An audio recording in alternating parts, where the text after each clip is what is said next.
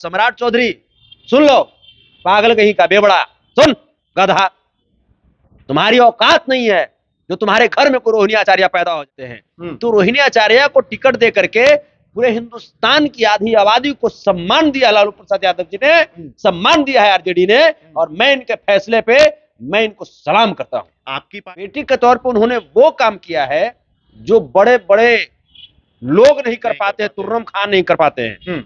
और वैसी बेटी को तो पूजना चाहिए हम लोग, मान करते हैं, क्योंकि बेवड़े तुम हो, गधा तुम हो, तुम्हारे घर की महिलाएं नहीं, हम उनका आज भी सम्मान करते हैं।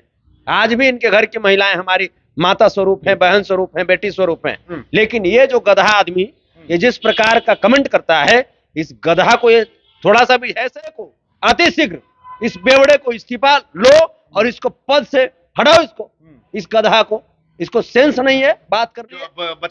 शहीद के डेड बॉडी का जो सौदा किया वो देशद्रोही पार्टी है। अच्छा। वो हिंदुस्तान की पार्टी नहीं हो सकती है। आप जो दाढ़ी छिलवा ली है, माथा छिलवा ली है, देखिए टिकियो है, बिल्कुल, हाँ ठीक है। हम मोदी जी नियन डुप्लीकेट हिंदू ना है, ओरिजिनल वाला हिंदू है, लालू प्रसाद यादव का भाग। अरे लालू जी दुनिया का नंबर 1 नेता है, दुनिया का नंबर 1 नेता। संतोष यादव जी भगवान, हम उनका कौजी को भक्त हैं, तो मेरे भगवान है। तो हमारे भगवान के अगर टॉर्चर करोगे तो हमने लाठी से हुरा हुनंतम कर देंगे। अच्छा, हाँ क्लियर। सम्राट चौधरी, जिसका हमें लगता है कि उत्पत्ति लालू यादव से हुआ है और लालू यादव को ही कह के आज बिहार के डिप्टी सीएम बन गए हैं, ऐसा जनता का कहना है, लालू समर्थक का कहना है। और आज फिर विवाद में घिर गए, फिर लालू यादव के ऊपर कटाक्ष करते हुए बोले हैं कि पहले लालू यादव पैसा लेकर टिकट बेचते थे, अब बेटी को भी नहीं छोड़े, बेटी से किडनी लिए तब टिकट दिए। इसी मुद्दे पे हमारे साथ बातचीत करने के लिए संतोष यादव जी है। अपने आप को बताते हैं कि हम लालूवादी हैं, लालू भक्त है। कैसे हैं भैया? बढ़िया है, आप कैसे हैं? हम भी बढ़िया है। क्या सम्राट चौधरी जो बयान दे रहे हैं, किस नजर से इसको देखते हैं आप? देखिए, ये सब कुत्ता कौआ है, कुत्ता कौआ डिप्टी सीएम बन गया तो कोयल थोड़े हो जाएगा वो। कुकुर से भी तुलना करना कुकुर का अपमान है, काहे कुकुर भी वफादार होता है।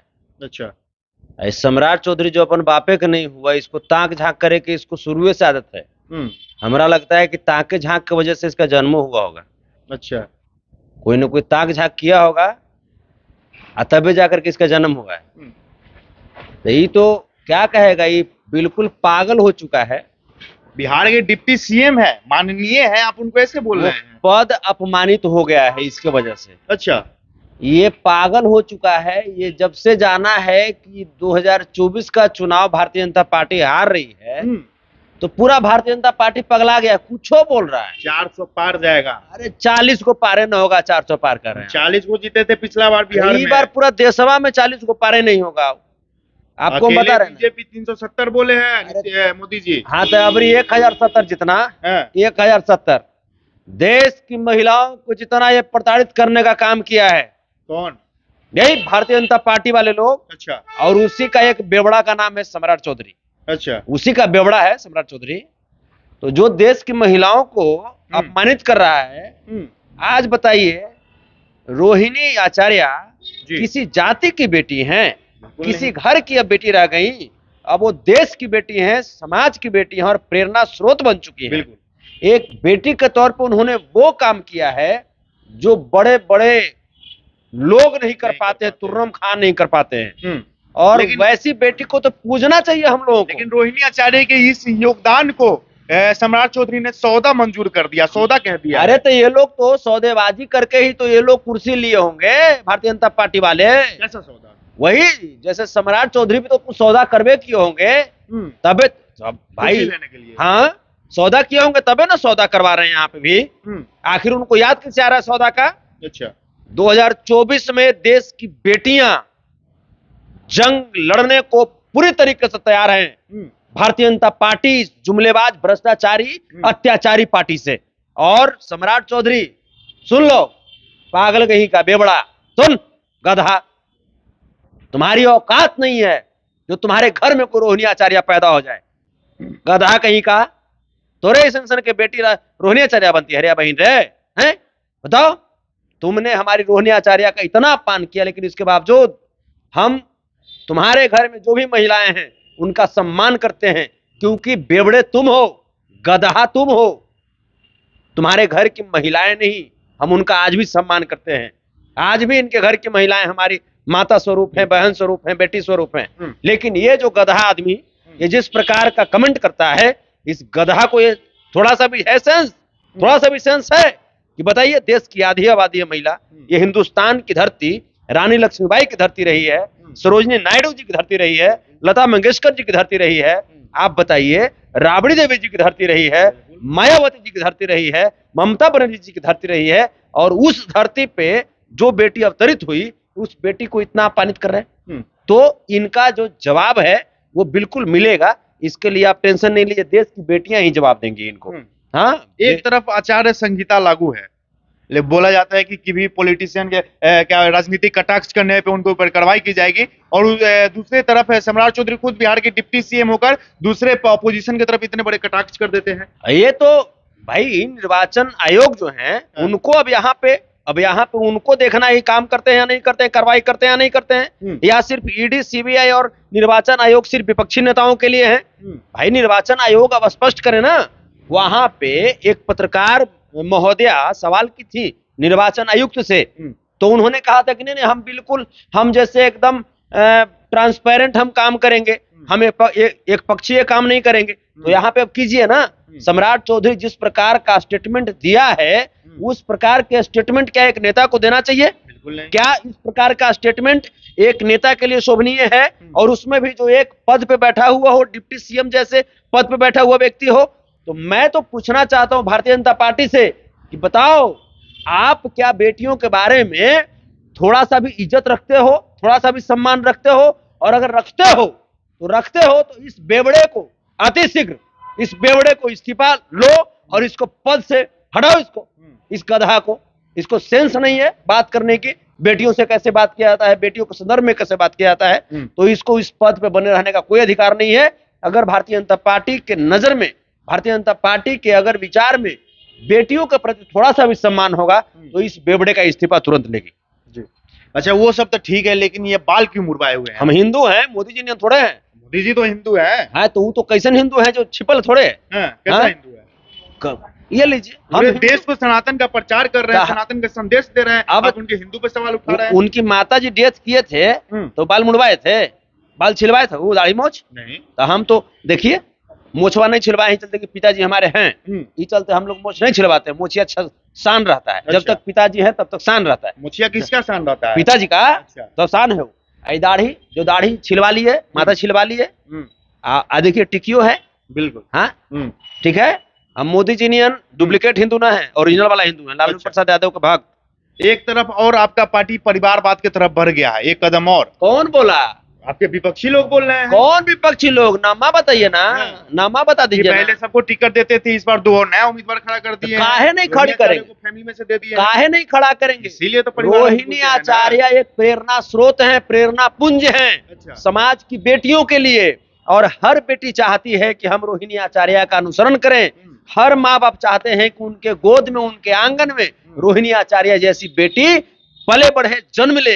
हर लोग चाहते हैं, हर भाई चाहता है कि उसे रोहिणी आचार्य जैसी बहन मिले, हर लोग चाहते हैं। तो रोहिणी आचार्य को टिकट दे करके पूरे हिंदुस्तान की आधी आबादी को सम्मान दिया लालू प्रसाद यादव जी ने, सम्मान दिया है आरजेडी ने। और मैं इनके फैसले पे मैं इनको सलाम करता हूँ। आपकी पार्टी गुंडे मवाली को टिकट देती है। आप ये बताइए ना, उन्हें कौन मारे दूध का धोबल है? तड़ीपार महोदय अमित शाह कहा थे? अच्छा, क्या थे? उन्हें तो कोर्ट ने तड़ीपार घोषित किया था ना, कोर्ट ने तड़ीपार घोषित किया था। और भी लिस्ट बहुत लंबा है। ये जो बगले में ढोंगी जी, कौची नाम है इनका, जोगी भरदारी जो कहा है जी, अरे कौची नाम है इनका, पूरा नाम हम नहीं जानते हैं। उत्तर प्रदेश वाला कौची नाम है? योगी जी, योगी आदित्यनाथ जी। ये क्या थे? अच्छा, ये क्या थे? संत हैं। संत हैं। संत है, वो तो पता चलता है ना। जितना बीफ का जो कारखाना था, उस कारखाना के संचालक थे। तो छुपल है। सर, बीजेपी एक ऐसी पार्टी है जो देश का बच्चा बच्चा प्यार करते हैं। चंदा देखे हैं? हाँ, तो चंदा इलेक्टोरल बॉन्ड वाला छिपल है थोड़ी है। इलेक्टोरल बॉन्ड वाला छिपल है भाई। देश से बाहर तक भी उनको चंदा मिला है। पाकिस्तान से चंदा लिए। अच्छा। ये पुलवामा हमला वाला जितने भी हमारे जवान शहीद हुए, उनका सौदा किया, उनकी लाशों के साथ सौदा करके पाकिस्तान से चंदा लिया है लोग। क्या वो सब और खुलवाना चाहते हैं गोदी मीडिया की तरह? क्या ये सब खुलवा मत रहे हैं? बोलिए, जो सच्चाई ये हो, सब मत बोलिए। जो अब बता रहे हैं आपको शहीद के डेड बॉडी का जो सौदा किया वो देशद्रोही पार्टी है, वो अच्छा। हिंदुस्तान की पार्टी नहीं हो सकती है। हम्म। आप बताइए, अभी जिस प्रकार से इलेक्टोरल बॉन्ड के ऊपर माननीय सुप्रीम कोर्ट के सीजेआई जो है उन्होंने खुलासा किया है कि स्टेट बैंक ऑफ इंडिया को स्विस बैंक ऑफ इंडिया बना दिया भारतीय जनता पार्टी ने। आप बात करते हैं चंदा की बात करते हैं, ये चंदा चोर लोग है, ये चंदा लेना इसका धंधा है। बोलते हैं हम फकीर हैं। फकीर है तो इलेक्टोरल बॉन्ड वाला पैसा कहाँ हुआ? अच्छा। बताओ, खुलासा करो। क्या नहीं खुलासा करता है? 498 करोड़ रुपए को कौन तो दिया है वो करना मैं नहीं पता है। अच्छा। वाह वाह वाह, कौन तो दिया ना मैं नहीं पता। सुनने में आ रहा है कि बीफ कंपनी से भी लिया गया है। हाँ तो बिल्कुल सच्चाई है। हम तो वही करें। बीफ कंपनी की सबसे बड़ी एक्सपोर्ट किनके देखरेख में होता है? स्मृति ईरानी जी के बेटी के देखरेख में होता है। ये तमाम चीजें छिपी हुई है, सब अब परत दर परत सब खुल रहा है। स्मृति ईरानी आपके नेता को चराचूर करते अरे हैं। स्मृति ईरानी जिनका नाम में ईरानी है वो हिंदुस्तानी कितना रहेंगी? अच्छा। जिनका नाम में ईरानी है वो हिंदुस्तानी कितना रहेंगी? वो तो विदेशी ना है। अच्छा, इस बार कहना है कि पिछला बार आपके लिए एगो टिकट एगो सीट छोड़ भी दिए थे हम, कि वो नहीं छूटने वाला है। हाँ तो वो उसके लायक आपको रहने ही नहीं देंगे। पहले जमानत बचाने का तैयारी कीजिए आप लोग, भारतीय जनता पार्टी वाले लोग, जुमलेबाज लोग। अच्छा। क्या दिया आपने देश को? नौकरी दिया है कि 15 लाख रुपया दिया है कि महंगाई कम किया कि गैस का दाम कम किया? क्या दिया आपने? किसानों को एमएसपी दिया है? क्या दिया आपने? किसानों का आत्महत्या रुका, नौजवानों को नौकरी मिला? बताइए ना, क्या दिया? बेटियों का अपमान रुका है? मणिपुर में बेटियों को नंगा परेड कराया गया। उत्तर प्रदेश में हाथरस में हमारे दलित महिला समाज को जैसे गैंग रेप करवाया गया, उसके रेपिस्टों को रिहा कर दिया गया। आप बताइए, बिल्किस बानो की हत्या हुई सम्मानित पत्रकार की, उनके रेपिस्टों को रिहा कर दिया गया। आप बताइए हमको, दिल्ली में महिला खिलाड़ियों को ये अपमानित करती है, चीरहरण करने का काम किया ये दुशासन की सरकार, और कहते हैं कि काम किया है। काम किया है, नसीब नहीं हो, निमान नहीं हो देंगे। 40 में 40 छीन लेंगे। अच्छा। 40 में 40 छीन लीजिएगा। 40 में 40 छीन लेंगे। इन्होंने किया क्या है बताइए ना आप हमको, क्या किया इन्होंने? किया क्या है जो इनको मिलेगा ठिकाना? राम मंदिर जो वोट मिला, राम मंदिर तो हम राम जानकी हॉस्पिटल बनवाए हैं। अच्छा। तो हम राम जानकी हॉस्पिटल बनवाए हैं। ये तो राम जी को अकेले ठंडा में ठिठुरा दिया है लोग। पंडाल से लाके महल में खड़ा कर दिया, ठंडा में ठिठुरा दिया। महल कैसन? जब पूरा नहीं बना था महल कैसन? आधे अधूरे मंदिर में जो हाफ माइंडेड रहेगा वही ऐसा जिसे काम करेगा। हम तो राम जानकी हॉस्पिटल, राम भगवान को भी जानकी माता को भी एक साथ नाम लेकर के, ये तो। अच्छा, संतोष रेणु यादव जी कब तक राजनीति में पूरे तरह से कदम रख रहे हैं? कब तक चुनाव लड़ रहे हैं? 2025 में। 2025 में? हाँ फाइनल है। कहाँ से लड़ रहे हैं? फाइनल उस जगह तय करेंगे हमारे भगवान। अच्छा, लालू प्रसाद यादव जी। आप हमारे गार्जियन तेजस्वी भैया, तेज प्रताप भैया। एक तरफ विरोधी लोग बोलते हैं वो चारा चोर है, आप भगवान मान रहे हो। ये तो विरोधी लोग के पास कुछ है ना था। अरे जब हम शुरू से हम कह रहे हैं कि नहीं चुराए, नहीं चुराए, नहीं चुराए, हैं, और ओकरा बाद वो कह रहा है चुराए हैं, चुराए हैं, चुराए हैं। जहां जाओ चुराए हैं, कब खत्म? अरे गाय हमर भाई से चारा हमर खा गए हम, जो जाके जो करना है करो। अरे तो आप बार बार टॉर्चर कीजिए लालू जी को। अच्छा। टॉर्चर कीजिएगा बार बार। अरे लालू जी दुनिया का नंबर 1 नेता है, दुनिया का नंबर 1 नेता। संतोष रेणु यादव जी के लिए भगवान। हम उनका कौजी को भक्त हैं। भक्त हैं। तो मेरे भगवान है, तो हमारे भगवान के अगर टॉर्चर करोगे तो हमने लाठी से हुरा हुनंतम कर देंगे। अच्छा। हाँ, क्लियर, क्लियर, एकदम क्लियर। कोई एकरा में कोई मरवत नहीं होगा। चलिए, लेकिन बाकी 25 में चुनाव लड़ना है। 25 में लड़ना है, लड़ रहे हैं। हार जाना है। आए हार जाना है भाजपा को ना। भाजपा तो हारबे करेगा। अच्छा। भाजपा हमारा सामने टिकेगा। भाजपा में है कोई जो हमारा सामने टिक जाएगा? धुआं उड़ा देना है। जान जाएगा कि संतोष रेणु आ रहा था, पहले ही भाग जाएगा। वो सीट छोड़ के भाग जाएगा। सीट छोड़ के भागेगा, कुर्सी तुर्सी फेंक के भागेगा वो। कुछ उपाय है? क्योंकि हमको जनता के लिए काम करना है। जैसे 17 महीने जो तेजस्वी भैया ने काम किया ना, हमको तेजस्वी भैया का हाथ मजबूत करना है। और ये जो लगातार जो लोग कह रहे थे कि बिहार में पैसा नहीं है तो नौकरी कहां से मिलेगा, बिहार में समुद्र नहीं है तो फैक्ट्री कहां से लगेगा, हम तेजस्वी भैया के हाथ को मजबूत करेंगे और बिहार में धारा प्रवाह नौकरी लगवाएंगे। यहाँ पे फैक्ट्री लगेगा। ठान लिए हैं। और गरीबों को, शोषितों, वंचितों को, अल्पसंख्यकों को, पिछड़ों को, अति पिछड़ों को, और सवर्ण समाज में भी जो समाजवादी विचारधारा के लोग हैं उन लोगों की आवाज को बुलंद करेंगे, मजबूत करेंगे। और जितने भी जो गरीब गुरबों का शोषण करने वाले लोग हैं उन लोगों के सीना पर चढ़ करके और गरीबों का काम करवाएंगे, गरीबों को सम्मान दिलाएंगे।